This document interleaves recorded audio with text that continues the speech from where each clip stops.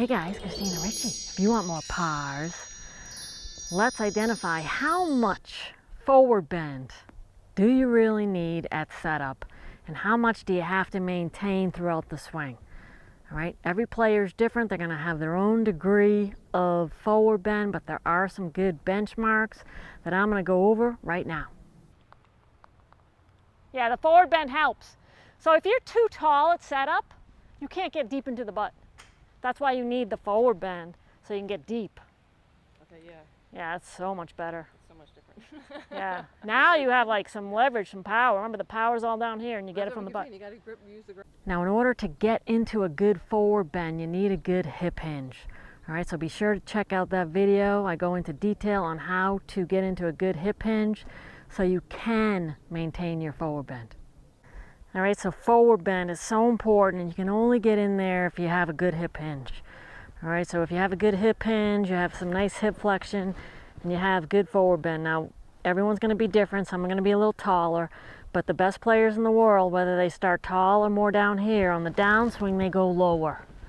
All right, where recreational players go off, and I see this a ton, is they may start good, and as they get to the top and they start their downswing, they actually go up. All right. Or they just kind of stay the same.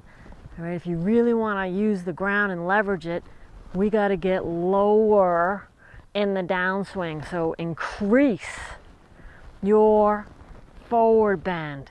And we do that by increasing our hip flexion and engaging our butt. And that's going to create the space. Right? If you get to the top here and you don't do that and you lose your forward bend and hip flexion, you're going to get stuck. And that's where you're going to lose your angles. Right? So if you stand up, even if it's a little bit, you're going to lose your angles. All right? Because of the force of the stand-up, of the extension. All right? We call this early extension. So you're either early extending with your hips or torso or both. I mean, it's kind of a one and the same. They're pals. So if you early extend. Hey, Renee! Great job. Great playing. I'm so glad that you're scoring well. Working hard in your swing and doing awesome. I'm going to be super nitpicky here. All right, so I'm doing a little half swing, half pause. That's my drill here. Ready? I'll play mine out.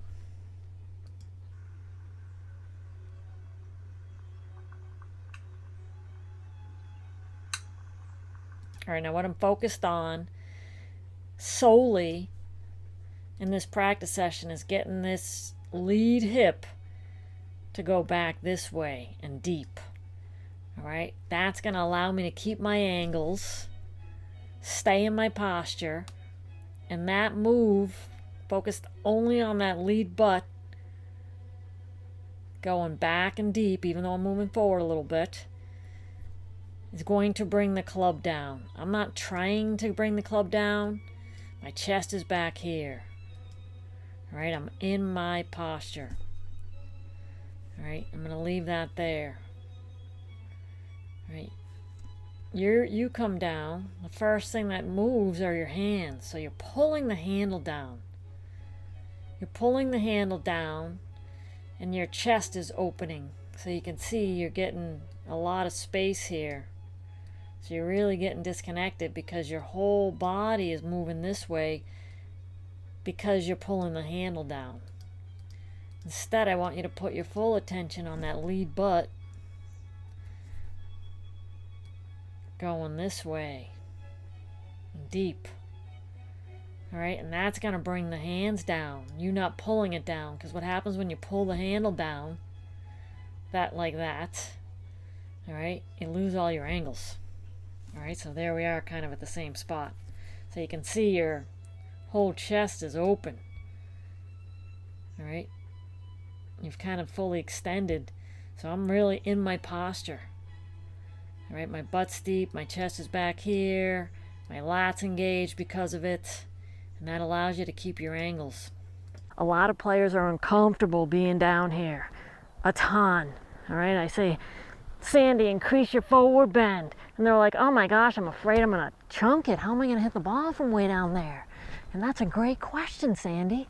All right, you have to understand the release, all right, how to release the club, because players that go off and they get down here really low chunk it because they're scooping it like this.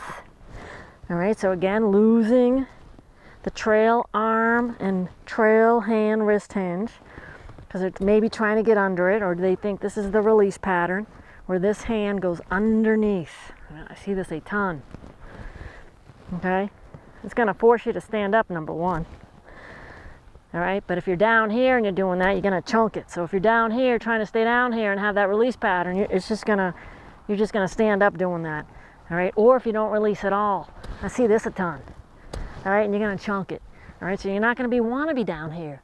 All right, players that try to get down here and then they make their swing and they chunk it a few times and they see huge divots and it scares them. They're like, I don't want to do that. That's not nice. I don't like chunking it. All right, so they end up standing up. All right, so you gotta know how to strike the ball in your posture. All right, so be sure to watch those tips. Come to camp, learn new skills, meet new pals, and yep, get more pies.